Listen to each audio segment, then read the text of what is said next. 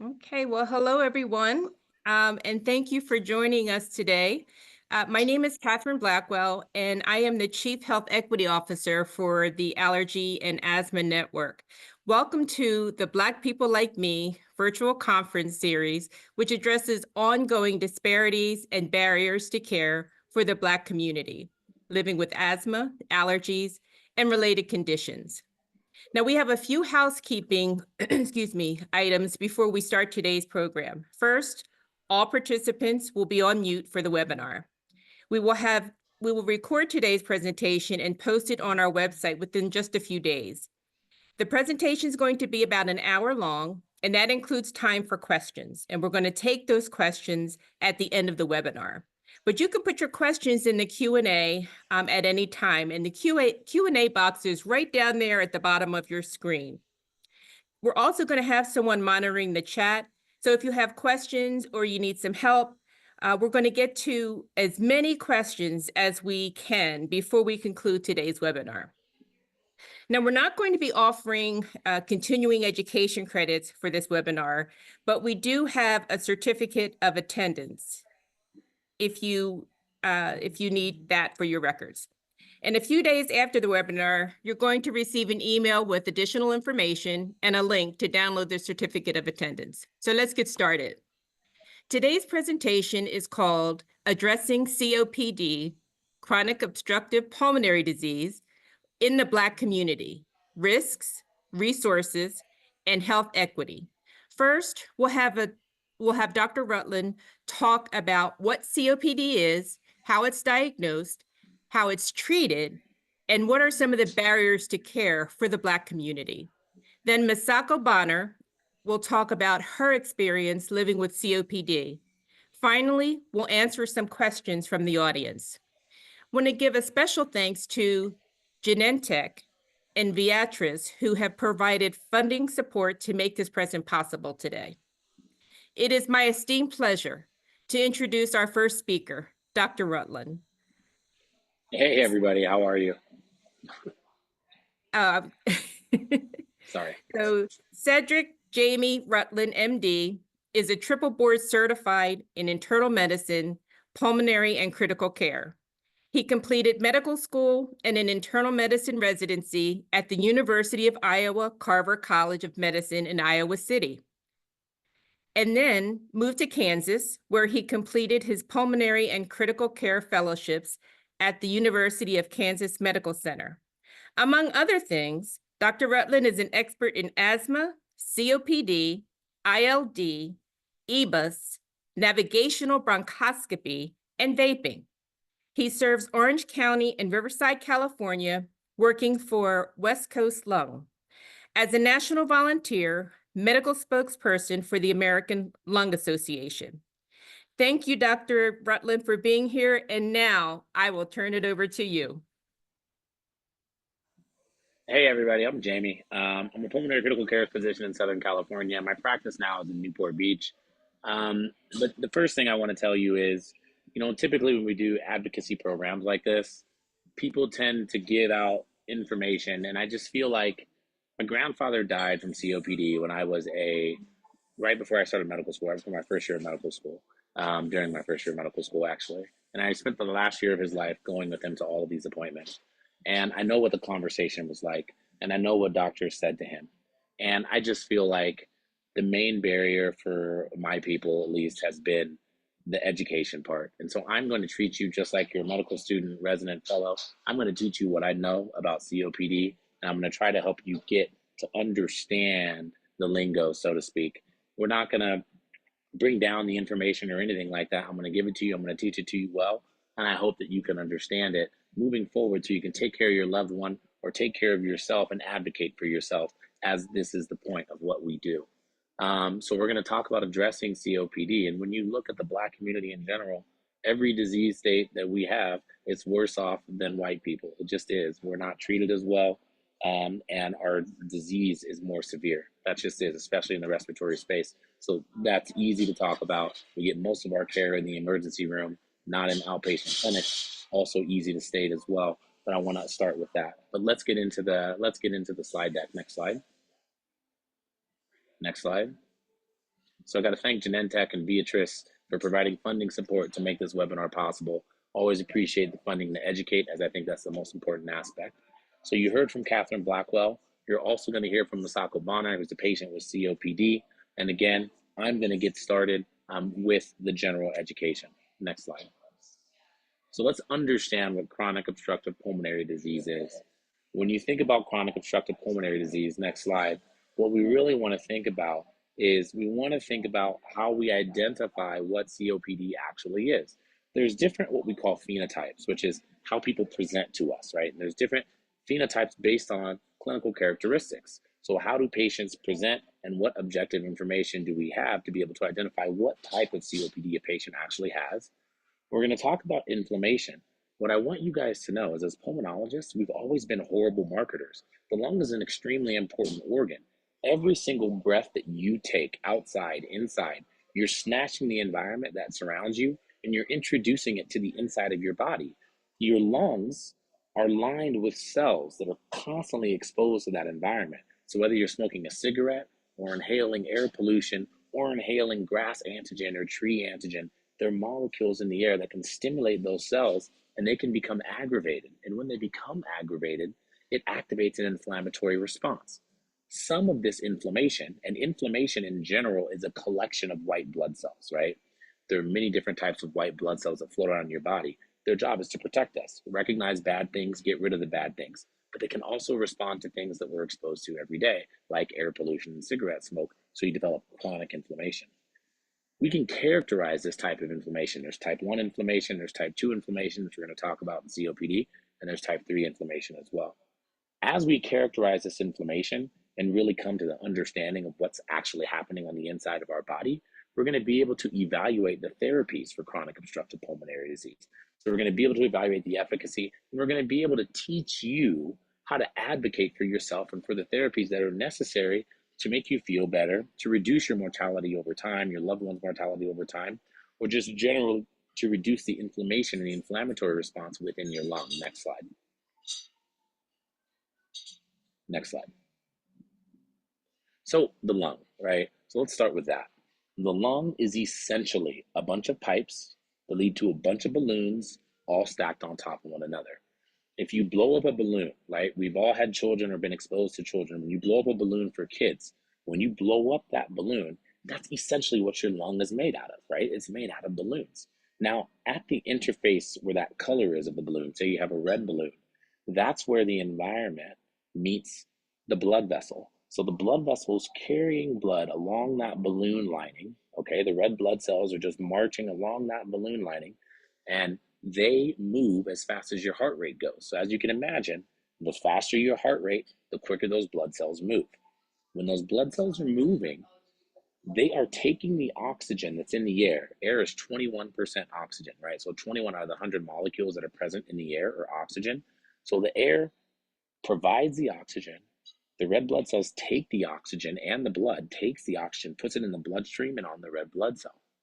When the red blood cell moves throughout the body, it essentially uses oxygen to create energy so that we can behave how we want, we can do what we want, move up and down the stairs, walk up and down the grocery store, we can watch people in the hotel room, whatever it is that we're doing, the oxygen provides the energy for us to do it. The basic unit of function of the lung is a collection of those balloons with the blood vessel all together. So I'm sure a lot of you have been to Disneyland. When you go to Disneyland, the way Disney takes our money is at the end of the road, and we're about to exit, they have the guy that's holding up the balloons.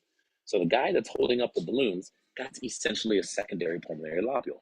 It's a bunch of balloons that originate from a single little bronchiole, and those balloons are taking all the oxygen and putting it in the bloodstream. When you have COPD, there's a couple of things that can be wrong. Move to the next slide, please.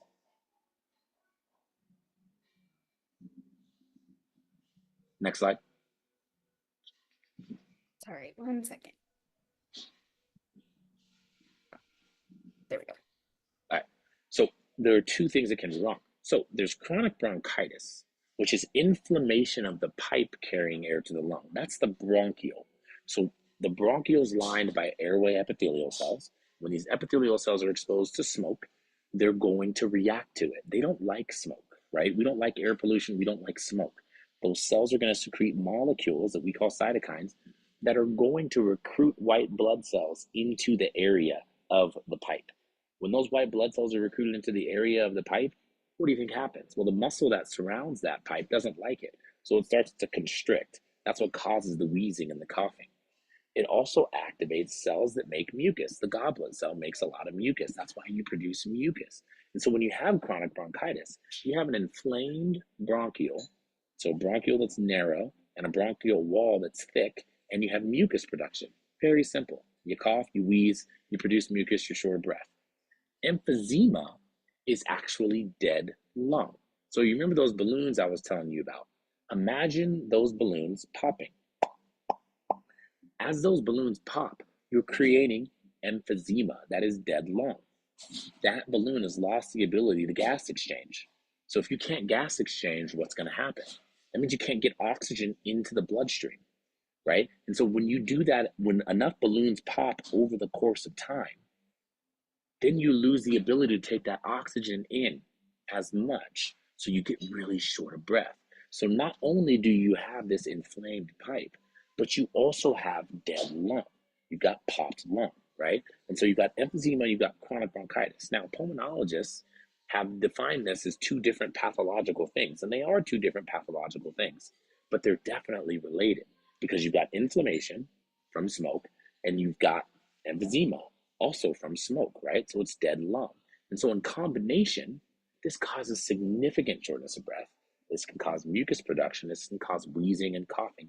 All of the things that some of you or your loved ones may present with. This is really, really simple, right? It's just understanding that that cigarette smoke, that air pollution, that exposure to the dust out in the desert, or if you're a miner, that can damage your lung if you have enough inflammatory recruitment. And I can't tell you who's going to have more inflammatory recruitment. All I can tell you is that this does take place. I'm not going to know until I see you in the office, right? And we try to control the inflammation as best we can with therapies, and we're going to get into that. Next slide.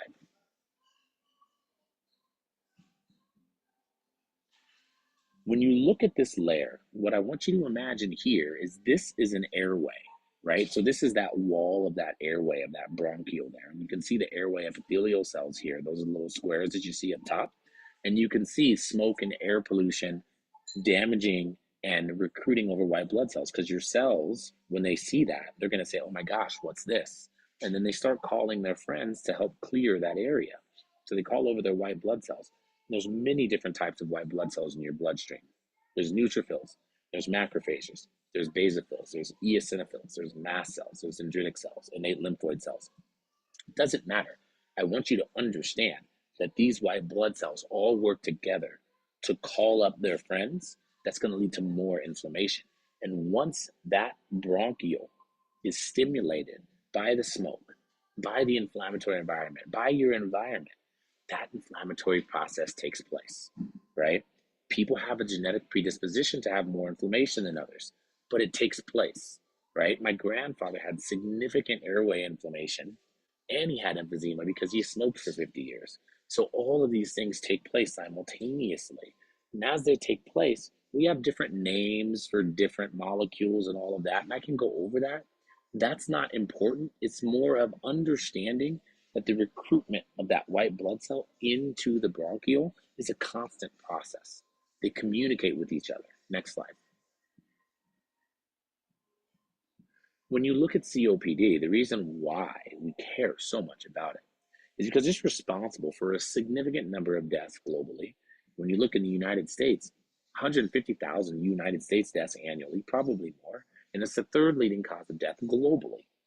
1.5 million ER visits, 536,000 hospitalizations in the United States. This was in 2019, right? Overall, the total economic cost in 2010 was 32 billion, right? So this is an accumulation.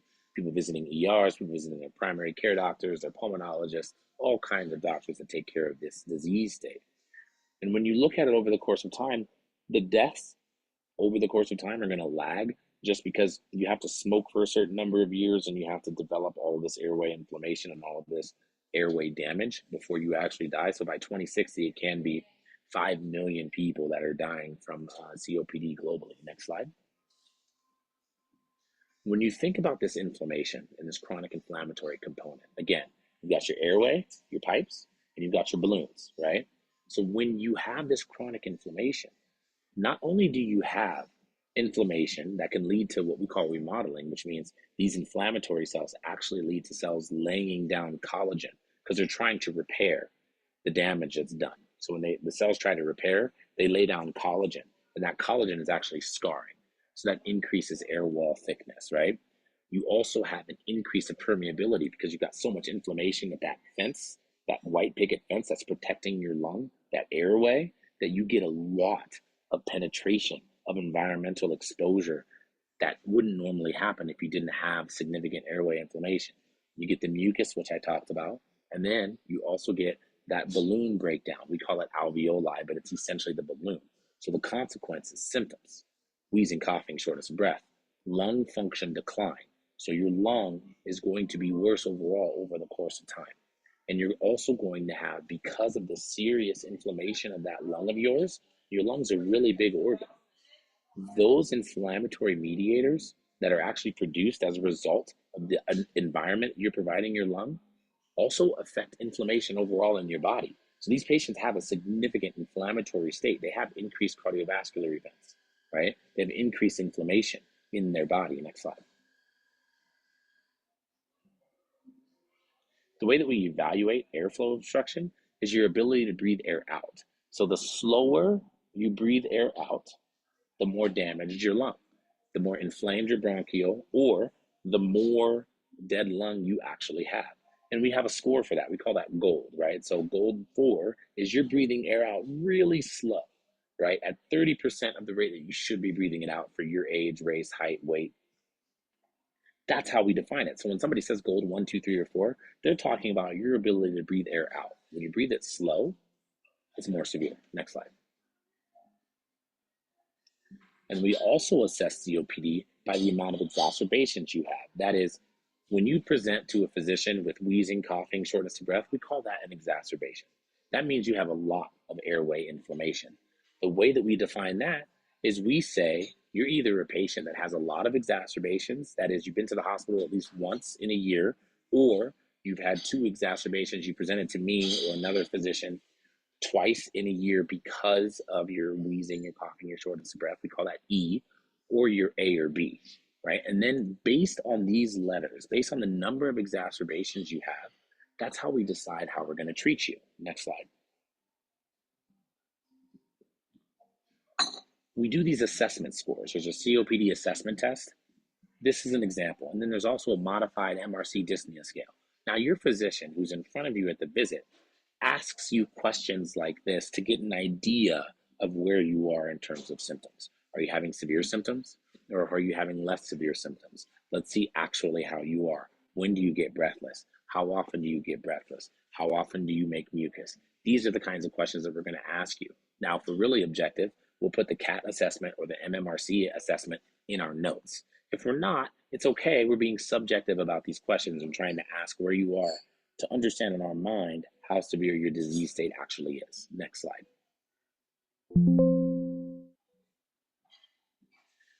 As I mentioned earlier, that assessment, right, understanding how many exacerbations you have allows me to treat you in a certain way. Now, the way that we treat lung disease, first and foremost, is with inhalers. You guys all have those puffers, or your family members have those puffers in your hand. Those puffers all do different things. There's bronchodilators like albuterol, right? Like tiotropium, right? There's bronchodilators that you have there, okay? There's long-acting bronchodilators, there's short-acting bronchodilators, and then there's inflammatory mediators. Now, the long-acting muscarinic antagonist also binds to your white blood cells to reduce inflammation, as well as the inhaled corticosteroid, which tells your white blood cells to calm down overall, right? It does this genetically by increasing the amount of production of molecules that calm down inflammation. So that's why people who have a lot of exacerbations should be on an inhaled corticosteroid, right? And there's different medication combinations. Some of these medications have the bronchodilators in them, both of them, the LABA and the LAMA and the inhaled corticosteroid. We call that triple therapy. Some of these medications are just dual therapies where they only have 2. That's all based on how often you exacerbate. If you don't exacerbate at all, you've never been to the hospital, you're probably just going to be on a dual therapy. That is okay. If you have been to the hospital at all, you need to be on an inhaled corticosteroid and these other molecules to help calm down that inflammatory component and dilate those pipes so they're not so narrow. Next slide. This is just the mechanism. None of this stuff is magic. This is all based on the cell. Something that we learn about when we're in grade school. We learn about the cell. We learn about the nucleus, the Golgi apparatus. We learn about the ribosomes. All of these things are important, and the cell membrane is important because the membrane has a lot of the receptors. In other words, the membrane on the cell is what houses what we call receptors. When these receptors are bound to by molecules, that activates the cell to do something. Sometimes that cell, because of the molecules that are in the air, decides to tell the smooth muscle cell to squeeze. And when it squeezes or contracts, that airway gets narrow and you wheeze and you cough. Sometimes it tells that cell, that's a goblet cell, to make mucus, catch this stuff. I don't want this stuff deep in the lung. I want it superficially. So it makes more mucus. All of this is just based on cell communication. Just like when you call your friends to tell them some news or to tell them what happened with Betty or to tell them what happened with Chris or Catherine, you give them a call, you're like, hey, Catherine's in trouble, we need to go pick her up. Your cells are doing the same thing. So all these molecules are doing, they're just being released constantly on a daily basis, telling other cells what to do. Sometimes they talk too much, and we got to tell those cells to be quiet. We do that with inhalers, we do that with other systemic therapies. We want to tell the cells to calm down. Just because you have that genetic predisposition to have that inflammation, or you continue to smoke, or your environment is heavily polluted, like north of me in Long Beach, which is a heavy air polluted area in California. Next slide. So the way that we manage these patients is we put them on certain medications, and if they have an exacerbation, or if their shortness of breath is worse, or they're making more mucus, we add other medications. That's all this is telling you. Is when you look at people that have exacerbations, you want to pay attention to their cells. So when you look and you get your blood drawn, what your physician's actually looking at and looking for is just looking for different types of white blood cells, different types of populations to understand what cells are present to see if there's other types of medications that can be added. Next slide. So let's look at this case. Next slide. So this is a 68-year-old. She's coming to see me for COPD. She didn't have asthma. She's got no history of allergies. She smoked 1 pack of cigarettes a day from age 25 to 60. So what does that mean? That continued smoke led to a lot of stimulation of white blood cells, a lot of inflammation rushing in that area. So she's got some bronchoconstriction, and it also killed her balloons. So she's got lots of pop balloons. So she has developed respiratory symptoms in her 50s. She was told she had COPD, but it wasn't that bad. So she just kind of did her thing. But now she goes to see her doctor 3 to 4 times a year, and she's on steroids and antibiotics. That's an exacerbation. It's a big word, but it's really just a COPD attack. We put her on prednisone, which is an oral steroid. There's the inhaled steroid, but there's also oral steroids to calm down that inflammation. And she takes it whenever she feels like she has more inflammation. She uses albuterol nebulizer, right? That nebulizer that you have at your bedside. She uses that a few times a week. She's only using albuterol. And she's on a medicine that has a steroid and the long-acting beta agonist and the long-acting muscarinic antagonist, that other bronchodilator and cell communicator inhibitor. She's on those medicines. You can see here her ability to breathe air out is lost. She can't breathe air out that well, right? So when she's breathing air out, it's not great, right? The other thing that you can notice here is you can also see that this number that says FeNO, that basically is associated with airway inflammation. The higher that number, the higher the inflammation is. The inflammation that we're talking about here is what we call type 2 inflammation. We're going to get into that. But the higher that number, the higher the inflammation. So this patient has significant airway inflammation, significant airway damage that's demonstrated in all of her objective tests. When you look at her blood work and we look at the different types of white blood cells in her bloodstream, her eosinophil count, which is a cell heavily associated with allergy, is also high. Next slide. So now we're going to get into what inflammation is. Now, airway inflammation, okay? And the way that we classify airway inflammation or inflammation in your body is through certain types of cells that are present, okay? As we get better and better at this, we understand more autoimmune diseases, allergic diseases, right? We understand the overactive response of certain patients. There's type 1 inflammation, there's type 2 inflammation, and there's type 3 inflammation. The important message here for you is for you to understand that we can characterize these inflammations by looking in your bloodstream. When we draw your blood, or if we look at the types of cells that you have present in your lung, which we can do, we can understand what type of inflammation you have. Why is that important? Well, it turns out that when you look at this type 2 inflammation, which is characterized by your eosinophil being elevated, an antibody in your bloodstream called your IgE being elevated, and that pheno number I talked about, that being elevated. When you can identify that there's type 2 inflammation, then you can treat that inflammation. And that's why it's important to identify these types of inflammation, because it opens up therapeutic strategies for individuals that are suffering. Individuals like my grandfather, individuals like my mother-in-law who is currently dying of COPD in Kansas, okay? So this is very, very important for us to understand, because these airway diseases can be managed. And it's important for you to understand how they can be managed, and even more importantly, to understand why they can be managed. And that's where this inflammatory and this inflammation cascade comes into play. Next slide.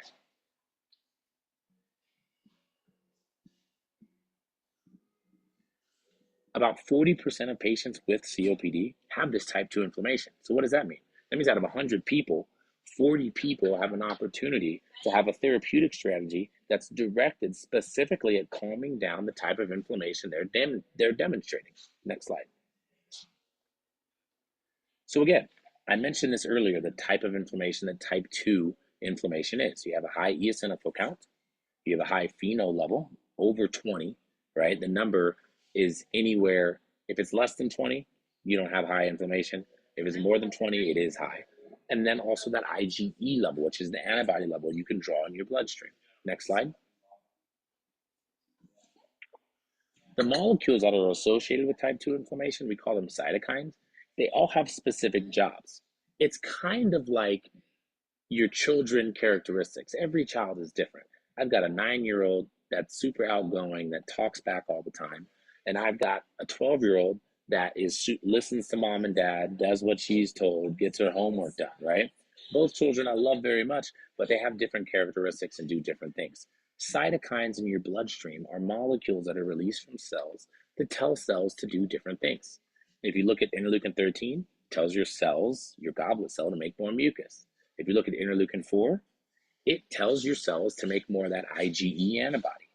If you look at interleukin 5, it tells your body to differentiate, the white blood cells to differentiate into that eosinophil I talked about. So they all have different characteristics and different jobs to do. This helps us develop molecules so that way we can block these molecules when they are overproduced. Next slide.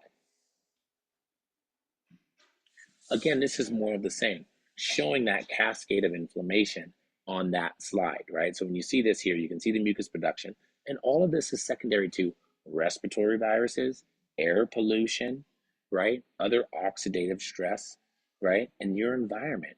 Your COPD is as stable as your environment. So if you change the environment that you're inhaling, if the air is cleaner, you're going to have less inflammation. If the air is dirtier one day because of air pollution, you're going to have more inflammation. So it's important for us to pay attention to that environment. Next slide. Next slide. So let's get a picture of this. So when you look at that eosinophil count, when it's elevated, why is that important? Because you're more likely to have that attack. You're more likely to present to me with that mucus production, with that wheezing, with that coughing, with that shortness of breath. And when you look at what the lung looks like on biopsy, so when we look inside your body, we biopsy your lung, we look under a microscope, you can see where it says control, that's a normal airway. Do you see that white space in there? That's where air is traveling. It's supposed to travel there. But when you look at the COPD patient, what you're actually seeing, you see how that slide looks a little bit more purple? That's airway inflammation, because white blood cells are purple when you stain them. And then that big dark blue in the center of that airway, that's mucus. So you've got more mucus, you've got more inflammation. And as you can obviously see, the white space is much less, so it's obstructed. You can't breathe air out, which is why it's a sign of severe disease when you breathe air out, when you have a narrow pipe that has a lot of mucus on the center. Next slide. When you look at respiratory diseases, whether it's COPD or even asthma, this type 2 inflammation can be present. Now, in asthma, type 2 inflammation is even more present. It might be up to 80% of patients with asthma. In COPD, less present, but it's definitely present. And as a result of the presence of this inflammation, remember, we're measuring our bloodstream to identify this inflammation in our breath. This is also systemic inflammation. So when you have this systemic inflammation, it further perpetuates an inflammatory response, and that's an issue. Next slide. Again, when you're looking at therapies, right, we look at that eosinophil count, and if that number is 300 or 100, we're going to make sure that you're on an inhaled corticosteroid because we want to calm down that inflammatory risk. We don't want you to inflame too much because we don't want you in the ER. We don't want you in the urgent care. We don't want you in the offices because that tells us that your COPD is not managed. If it's not managed very well, we need to add additional therapies. Sometimes you can do things about it. Sometimes that inflammation is really, really tough to control. Next slide.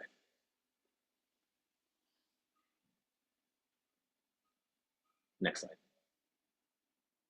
So again, that word exacerbation. So exacerbation essentially means attack. So patients that are on optimal therapy, so patients that are on triple therapy, they're on the long-acting beta agonist, the LABA, the long-acting muscarinic antagonist, the LAMA, and the inhaled corticosteroid, those patients still have exacerbations, okay? So we know that up to 50% of them can still have exacerbations. This is something that's important for us to understand because we know that there's a certain amount of inflammation that's just uncontrolled. And those are the patients that I need to spend more time on, figure out what their environment is. My mother-in-law, she changed her carpets and refused to go to a hotel to stay in a hotel because they were ripping up all her 50-year-old carpets.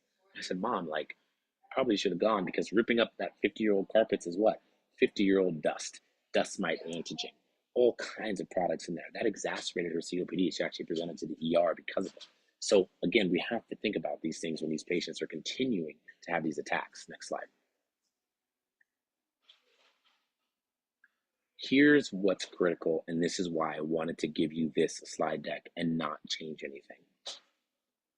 Exacerbations or attacks of your COPD have serious implications on your quality of life. 1 in 5, 20% of patients with an exacerbation that leads them to the hospital, they're rehospitalized within a month. 25% of patients fail to restore lung function within 5 weeks of exacerbation. So every time they have an attack, the lung function goes down and it won't improve back up to what it was before. It continues to go down. And then here's the kicker, and this is something that we have to do a better job of. 1 out of 2 patients die less than 4 years after their first hospitalization. It's very important for me to make certain that my patients don't have a hospitalization. This is preventative medicine, right? It's important for diet, exercise, inhaler management, right? Certain management of COPD to prevent this from happening. Because I know that when a patient presents, it's a possibility that they pass away within 4 years, right? We can manage some of this inflammation, and I want to be able to help people as much as possible, right? I don't want to be too reactive. I don't want to wait until you have a serious problem. I want to manage that problem so you don't have it, right? That's the whole point of all this. That's the whole point of me doing this. Next slide. After every exacerbation, after every attack, the risk of mortality goes up. Period. End of story. You can see that probability of surviving. If you look at number 2 and you go up, you can see that probability of surviving is much less. Number 4, probability of surviving is much less. Next slide. Perfect. You have perfect timing there, Beth. Again, as you exacerbate, you're going to exacerbate more. So once you do it once, it's going to happen again. Once it happens again, it's going to happen again and again and again. So we have to manage these patients. We have to make certain that you are compliant, using the medications that you need, and you're using these medications daily. Next slide. Every time you exacerbate, your lung function gets worse. It's a perpetual inflammatory response.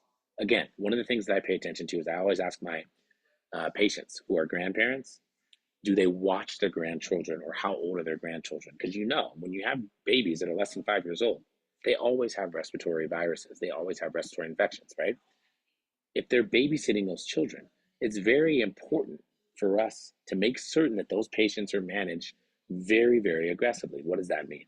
That means their inhalers are managed appropriately. If they have type 2 inflammation that can be inhibited, we're inhibiting that.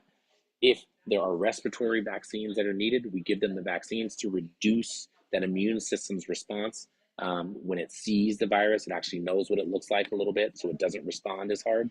So this is very important for us to understand that, because I want to reduce the risk of hospitalization and death. That's what I'm in the business of doing, is making people feel better and allowing people to spend more time with their family. Next slide. What this is just showing is that when you see more mucus, we know that's associated with exacerbations. So if you're producing a lot of mucus, you're going to exacerbate. I can see that. And when we biopsy these airways and look specifically at the mucus protein, which is MUC5AC, we can see that the more severe the exacerbation, the more severe future exacerbations are. Next slide. The more mucus you produce causing airway obstruction, also the higher your mortality rate. So we need to control this, understand this, assess the environment, assess the management strategy, improve what we can improve, and try to reduce this risk over time. Next slide. When you look at therapies, there are many different types of therapies for COPD. Next slide. These therapies, because of the inflammation that we can describe now, and knowing the molecules that lead to the mucus production, that lead to the IgE elevation, that lead to the eosinophilia, we can actually inhibit those specific molecules. Next slide. All of these molecules that you see here, mepolizumab, benralizumab, dupilumab, they are being studied or have been studied in COPD and type 2 inflammation, right? And when you look at dupilumab, which we're going to get into, it has reduced exacerbations in patients that demonstrate eosinophilic COPD. So patients that have type 2 inflammation and have COPD, we can use dupilumab to help reduce the exacerbations even further. Next slide. And again, there's more molecules being studied. That's why I think it's important for us to understand inflammation, understand the molecules that are created, understand that these patients can demonstrate that they have these molecules around, and that we can inhibit these molecules because it's going to improve outcomes overall. This is something that's extremely important, is understanding how the body communicates. Just like the other day when my daughter is texting her soccer teammate, I need to see how she's communicating with that teammate. Is it inflammatory? Is she making the teammate upset? Or is it more bringing the team together? That's important, right? Same thing here. When I understand that there's molecules that are more inflammatory, I want to get rid of those molecules. I want to calm them down. Next slide. There are newer inhaler therapies, right? There's a new therapy called ensifentrine, which basically inhibits mucus production, inhibits the ability of white blood cells to accumulate into the airway, as well as bronchodilating and keeping that bronchiole open. That molecule was just released within the last 2 months. It's a great molecule. It's a different mechanism than the LABA, the LAMA, and the inhaled corticosteroid. And so the way that I look at these therapies is they can all be given together to help create better outcomes for our patients. Next slide. So if you go to our case, this patient had an eosinophil count of 300. She's had a bunch of exacerbations. She is a therapeutic target for a molecule that we call dupilumab because she has eosinophilic COPD. Next slide. She responds to it. Her lung function improves. Her exercise tolerance improved. She stopped using her controller medication. She only uses her albuterol now, PRN. She's doing well. Again, it's very important for us to understand how these molecules work because they calm down the inflammatory response. Next slide. Again, this is just showing you that dupilumab was the first biologic approved for use in uncontrolled COPD patients. We call this molecule a biologic because it inhibits a specific cellular communicating molecule, right? Because it inhibits a specific molecule or a couple of molecules, we call it a biologic. This is just showing us that it's efficacious. It reduces exacerbations, which tells us that inflammation is important in this subject. Next slide. Next slide. Ensifentrine does the same thing. So ensifentrine can reduce severe exacerbations over a half a year, but it also improves that lung function as well. So your lung function improves a little bit as well, which is good. So the way that I look at lung function improvement is you lose less of those balloons over the course of time, which is good. Next slide.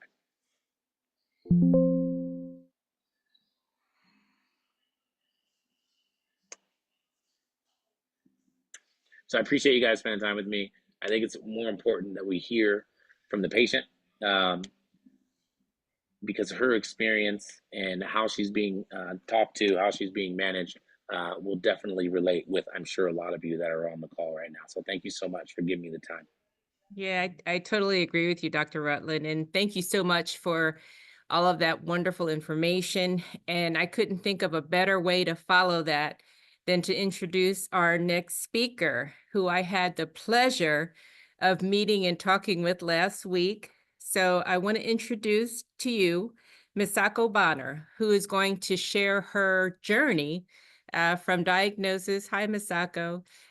Share her from diagnosis to what led her to where she is today, and just kind of a day-to-day on what she goes through. So Misako, I will turn it over to you. It's nice to see you. You're on mute. How about now? Yes, we can hear you. Okay. All right.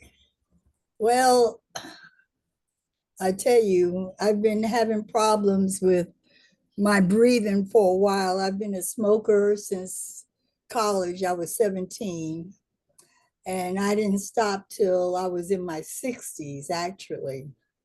Probably in my 50s, 40s, 50s, I'm going to say. Late 40s, early 50s. The doctor told me I had a little bit of emphysema. And I said, well, it took me all these years to get a little bit.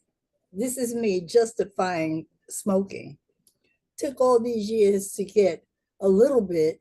So I'm going to keep smoking, which I did because I enjoyed it.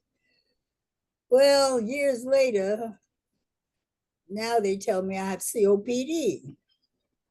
And I'm like, oh my goodness, what the heck is that?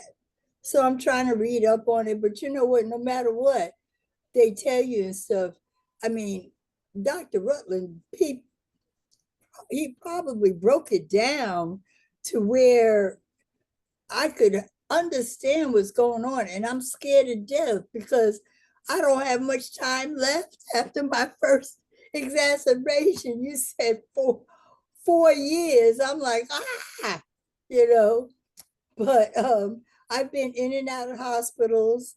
I've been on, and every time it got to the point where they give me a prescription of prednisone, and when I feel the wheezing or something, I can just go ahead and get started.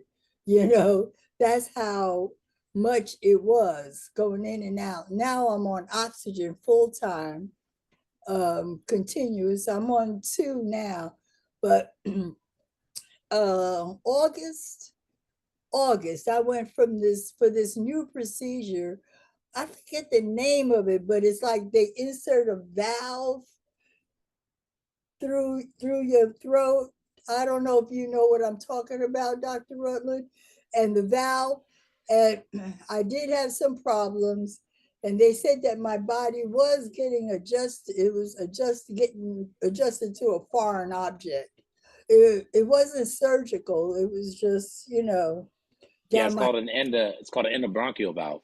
And so inbox. what the valve, yeah, what the valve is doing is it's directing airflow away from the damaged part of your lung. And when it Right. does that, that damaged part of your lung collapses on itself, and Yes. sometimes it can tear and you can get a pneumothorax. My mother-in-law just had these placed a month ago, 2 months ago. It, And it, so yeah, but it helps you. It relieves your symptoms a little bit, helps did, your did, shortness of did breath. it help your mother-in-law? Did it help your mother-in-law? She had Uh, some problems. She had some problems afterwards. See, But that's after, where I yeah, am now. As a yeah, matter of fact, so that's why I was late, a little bit late coming in, because I had a follow-up appointment and I had to go up to Richmond. And they had me do the PFT, and they said that my numbers look good in some things, but there's one number there's one of my numbers that should have gone down after they put the valve in, but instead it was going up compared to the test I took last month. So now, after I took this test today, I took a chest x-ray as well because they want to see whether or not it moved in my body, or they're going to take it out and put another one in my other lung. So they're going to discuss that with the team, and then they'll get back to me. I'm going to VCU, and then they'll get back to me. So I'm kind of, well, I don't know. I'm asking you a question, Dr. Rutland, when I really should write this down. But my my my question is, you don't really know my history, but I mean, do you think that is feasible? That is makes sense to do it again to on my other lung, or just have it taken out and forget about it? Yeah, it's hard to assess you because I don't have all Yeah. the objective data in front of me. Mhm. Listening to you and listening to your story, I have an idea of what your lung looks like on the inside. I think your team is best to understand what should be done next. Mhm. However, it sounds like you tolerated the endobronchial valve procedure actually pretty well. Yeah. And if the CT scan is consistent with significant emphysema, that is dead lung, in the area of the lung where they want to place the valve, you tolerated the procedure in the first place. Maybe doing it the second time might give you a better quality of life. So I don't think that it's a bad idea to consider it, but I recognize the question. If I had more information, I could look at your cascade, I'd be able to answer it more intelligently. But Right. based on what you're saying, and I know the people at VCU, they're very good people. So you're in the right hands for Right. certain. Thank you. You made me feel better. But anyway, that's pretty much my story in a nutshell. I believe it because I'm such a talker. So, but I kind of condensed it, and if they have anybody has questions for me, I'd, I'd be glad to answer them as well. So that's it. Okay, Ms. Sacco, thank you so much for sharing your story. So I guess what we'll Oh, do, wait a minute, hold on. By the way, I'm 71. 71 years young. God bless you. Yeah, yeah, I'm That 70. is awesome. Yeah. One question I have for you, maybe just a little bit, just talk maybe a minute about your day to day, things that you can't do now that you used to do. Jump in my car, jump up and get dressed, jump up and, someone say, I was the one who someone said, let's, and I'm go, you know, and that is what, and that I do have a lot of depression because of that, Mhm. because I'm not that way. And I understand why. I mean, I did it to myself, I know that, but it's frustrating to me, that I could be in and out of the shower. I wash my hair and take my shower and stuff, and I could be in and out maybe 15 at the most, you know. But now I take showers for 30 minutes, 45 minutes because I'm just sitting there because I don't have the energy to move. So, Mm-hmm. yeah. Okay. So, that's pretty much, you know, oh boy, what is this? Okay, well, thank you. Thank you, Well, Ms. Sacco. I think now we're going to go to some questions for Dr. Rutland. One of the questions is, can asthma increase the chances of COPD, and can it be worse in patients with asthma? I mean, I think the way that I would answer that question is, I mean, can patients have both asthma and COPD? The answer is yes, they can have both asthma and COPD. Can they have more inflammation? They could have more inflammation. If you have chronic bronchitis, which is a type of inflammation, and asthma, it's also a type of inflammation. Yeah, you could have worse inflammation. Is it typical though? Not necessarily. a patient's behavior is a patient's behavior. I can't tell you the group of my patients that have both asthma and COPD are worse off than the patients that just have COPD or the patients that just have asthma. Okay, thank you. Another question we have is, does oxygen help with mucus or inflammation? So, oxygen therapy in COPD, the reason people prescribe oxygen is because there was a study done 20, 30 years ago that showed that individuals who were on oxygen that had a certain level of oxygen on room air, their mortality was reduced over the course of time. So that's why we put people on oxygen. And when you're on oxygen, we want you on it at least 16 hours a day. Does oxygen help with airway inflammation? Not necessarily. It doesn't calm down airway inflammation. It doesn't calm down mucus production. The therapies that do that are the inhaler therapies, the systemic therapies that are approved, and diet and exercise, to be honest. Okay. So one other question we have is there evidence that pollutants are contributing to increased diagnosis of COPD? And are there specific pollutants that may be more inflammatory than others? Yeah, of course. Yeah, there's evidence that airway pollution leads to more severe COPD. So in areas of the country where air pollution is the worst, if you look at smokers in that area, they have more airway inflammation, they have more severe respiratory disease. 100% true.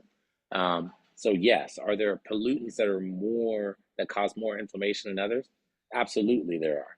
Yes, there are that too. The American Lung Association does a great job with air pollution on their website. They explain the different aspects and the different molecules that contribute to air pollution. And then there's also the ability to find out how airway pollution is doing in your certain area of the country. And you can look at that on a daily basis and know that if you were to go outside the days when the air pollution's high, it's going to affect the way that you're breathing. Okay, thank you. And then another question is, for patients that are allergic to steroids, what is your recommendation for a controller medication? And the patient that this person is referring to is only taking Spiriva, and she would love to know if you have any suggestions that you may have to their Yeah. attention. So my first question is to define allergic to steroids. So a true allergy, because you've got to remember, steroids are the medication we give to people that have allergies, right? So it's very rare that somebody has a true allergy. Generally speaking, what we're referring to is I don't like the way I behave or I do something because it can affect your frontal lobe, right? And so it can do things in your body that you don't like. It doesn't mean it's an allergy. It just means that it does something that you don't like. I'd have to be able to understand, first of all, what that is. Mm-hmm. There are other molecules that you can use to control inflammation, right? Some of these molecules have been studied. Some of these molecules haven't exactly been studied in COPD. But I think in that sense, what I would use is that's why I love ensifentrine, right? Ensifentrine is a non-steroidal inhalational therapy, right? It's an inhalational therapy. It inhibits a molecule called phosphodiesterase 3 and another molecule called phosphodiesterase 4, which are second messenger signals that activate the inflammatory response, increase mucus production, reduce ciliary beat frequency, things of that sort. And so when you use these other molecules and you understand the therapeutic strategy and the differences and the alternatives, then you can add those to your patient that may have an allergy or some adverse event that they don't like because of steroids. Okay.